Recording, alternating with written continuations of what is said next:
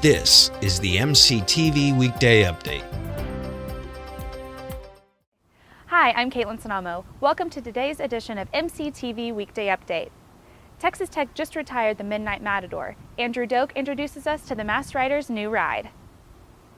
After an 11-year era, the reign of Midnight Matador came to an end, and the transition to search for a new horse began. Stephanie Rode, Spirit Program Director for Texas Tech, who played a major role in finding the horse, said not any horse would do.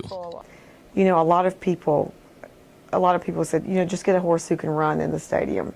Well, along with that, you have to get a horse who has a good disposition to be in a stadium, because it's really an unnatural place for a horse to be.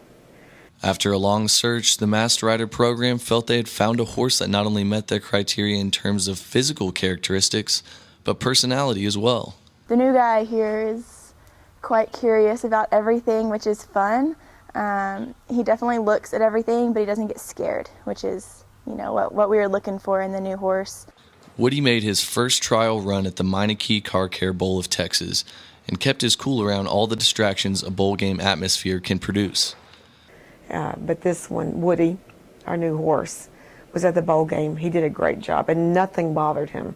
There were fireworks on the ground, the guns, the bell, the crowd, the band, cheerleaders, flags. He was great, and it was just really sweet. And so we all decided that's the way we need to go.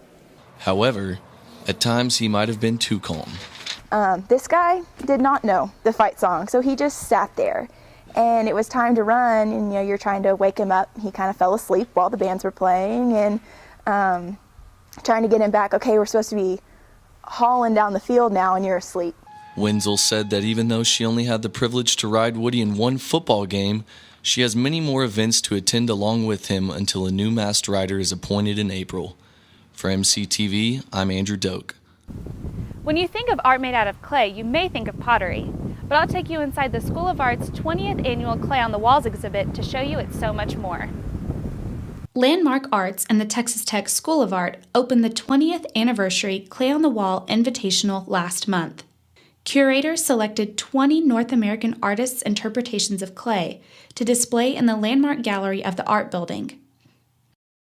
Anthony Saya is the Assistant Director of Landmark Arts and says the exhibit brings a unique perspective to the Lubbock community. The show itself is an investigation in the concept of clay and how it can be conceived and shown in an artwork or a gallery space where we see a lot of artwork that's on pedestals and things like that.